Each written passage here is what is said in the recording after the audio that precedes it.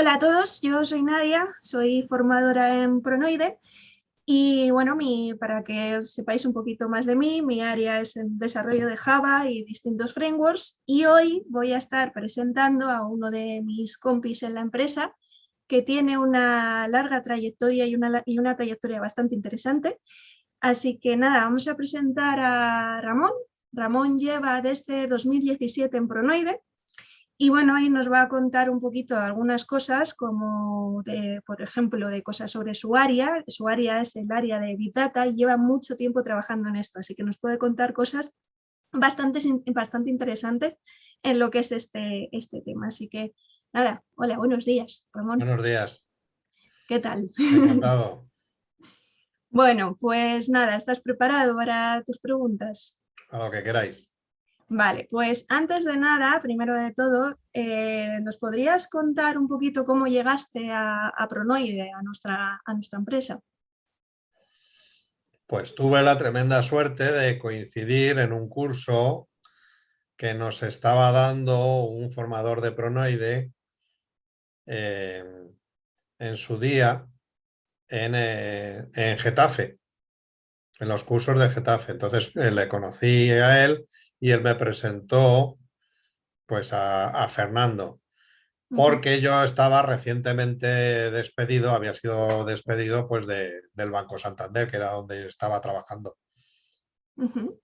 Y pues bueno, eh, resultó que Fernando pues también tiene un bagaje importante y estuvimos en una entrevista y bueno, pues probé.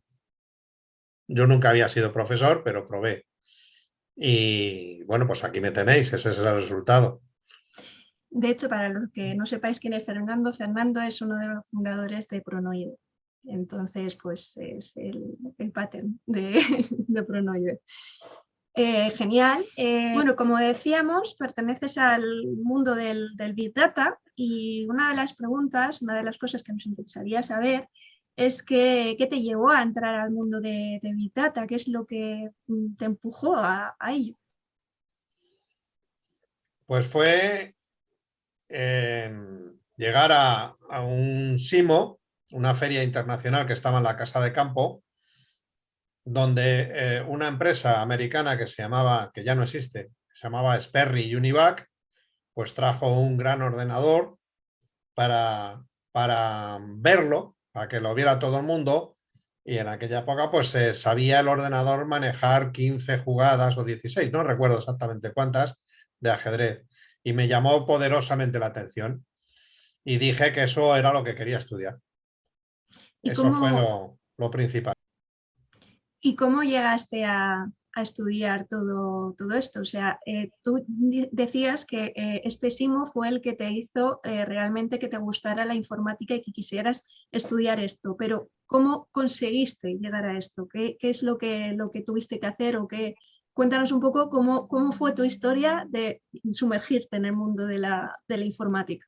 Pues fue problemático porque no existía nada más, estaba en fase muy rudimentaria el Instituto de Informática, no era, no existía la carrera, no existía facultad ninguna, entonces tuve la suerte de conocer a una persona que era militar y fue el que me presentó al National Computing Center de Manchester para que pudiese estudiar esto, que allí sí que había lo que ahora definiríamos como una escuela superior de informática, pero en aquella época no existía. O sea, ¿De hacer la qué, de idea que qué, era algo muy novedoso. En Inglaterra sí que había algo, pero aquí en España no existía prácticamente nada. de qué época estamos hablando, más o menos? Pues estamos hablando de los años 70, principios de los años 70. Entonces no había prácticamente nada. Y para poder estudiar esto, pues era muy difícil. Era muy difícil porque no había medios. Y pensar que en España, pues solamente 3 o 4 empresas tenían ordenadores. ¿vale? Eran grandes ordenadores. Estaba concretamente IBM, que estaba en el Paseo de la Castellana. Estaba la propia Sperry Univac, que acababa de venir a España por primera vez. Y estaba la francesa Hewlett Packard. Eran las tres únicas empresas que tenían ordenadores en España. Luego ya empezaron los bancos a tener grandes ordenadores, pero solamente esos tres. O sea, era muy incipiente, digamos, el mercado en España de la informática, que entonces no se llamaba informática tampoco, se le llamaba computación. Y hablando de ordenadores, ¿cuál fue tu primer ordenador? ¿Cuál fue el primero que tuviste en tus manos? Mi primer ordenador fue el IBM 7090, Interesante. que ocupaba aproximadamente 3 plantas de un edificio. Madre Tenía mía. la inmensidad cantidad de memoria de 512 megas. Eso funcionaba 5 minutos. Cada 5 minutos había que cambiar una válvula de vacío, Y porque se había fundido. no terminaba con vuestra paciencia. Hombre, yo en aquella época tuve que aprender a ser operador Ujú. y perforista, que eran ¿Puedes los primeros explicarnos, títulos que se daban. puedes explicarnos un poco eso que es de perforista? Para que los que somos más actuales y no tenemos ni idea de qué es eso.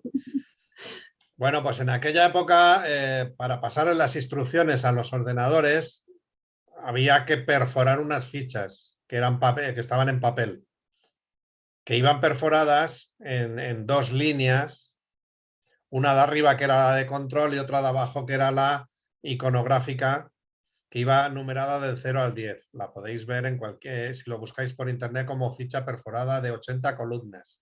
Ujú. Luego hubo la ficha perforada de 96 columnas, pero la primera fue la de 80 columnas y llevaba un código implícito que era el código Hollerith. Entonces, una letra, por ejemplo, tenía 2 agujeros. Los números tenían un solo agujero. Entonces, toda la línea de lo que escribimos hoy en día, pues cada línea equivale a una ficha perforada. Y eso lo tenía que leer el ordenador. Era la forma de pasarle las instrucciones al ordenador. Y antes de todas estas herramientas para trabajar con Big Data, ¿desarrollaste en algún otro lenguaje? Pues aproximadamente en 20 y tantos lenguajes. Empecé programando en Assembler, Fortran, Algol, SIAL 72, Motil, luego COBOL, RPG, RPG2 y alguno que se, bueno, Clipper, C, C++, Muchos lenguajes que a y día de hoy... alguno que se me quede por ahí, que se me olvide ya, alguno. Lisp, Smalltalk también, Rex, para impresoras también, ese todavía existe. El lenguaje Assembler es el lenguaje más cercano a la máquina, al código máquina. ¿Vale? Entonces hay que definir cualquier cosa que se vaya a utilizar, incluso en la memoria.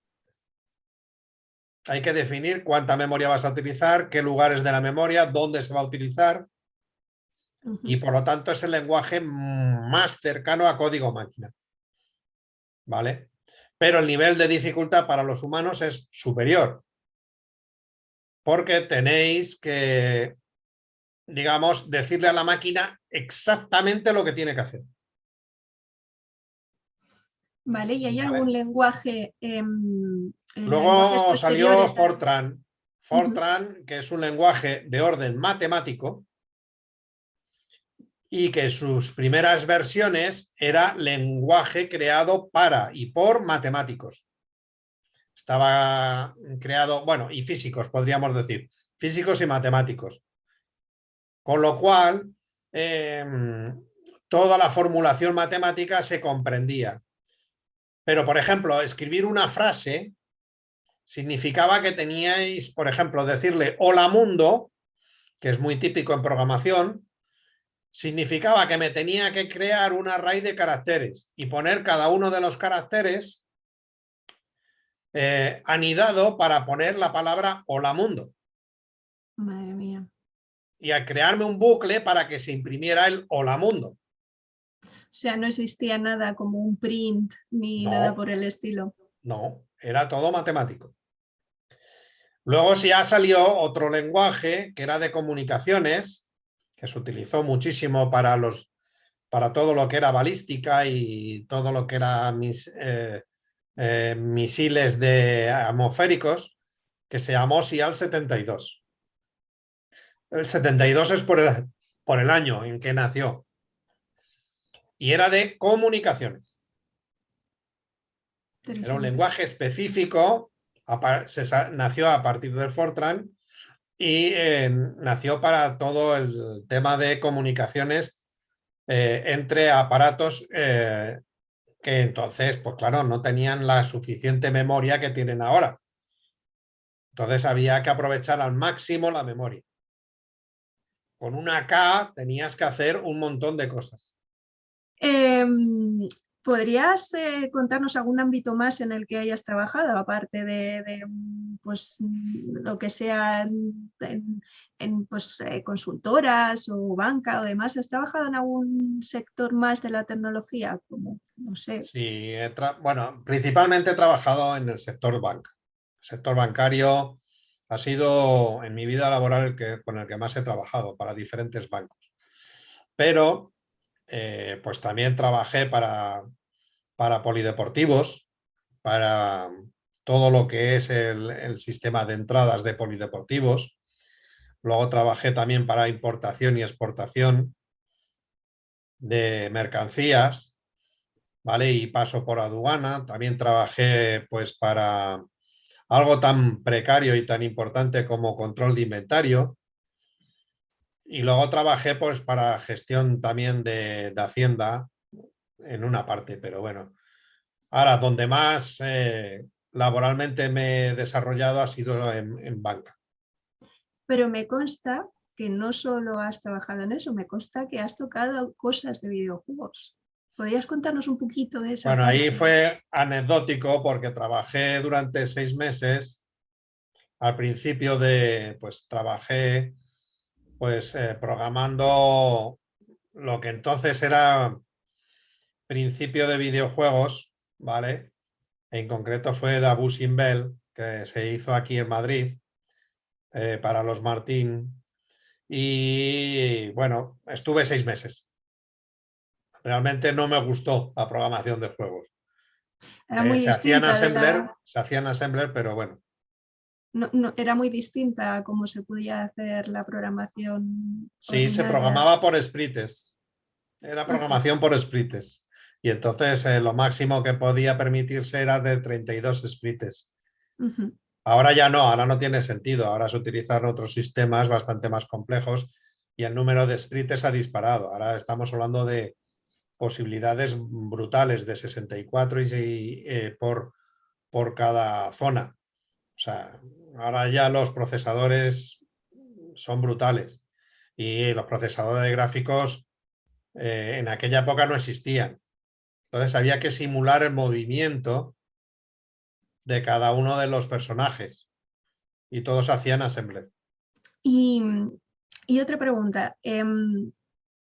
Sabemos que a ti te ha apasionado siempre la informática, pero desde el principio, o sea, desde que eras pequeñito, querías dedicarte realmente a lo que era la informática o te hubiera gustado dedicarte a otra cosa, si no te hubiera al final enamorado la informática.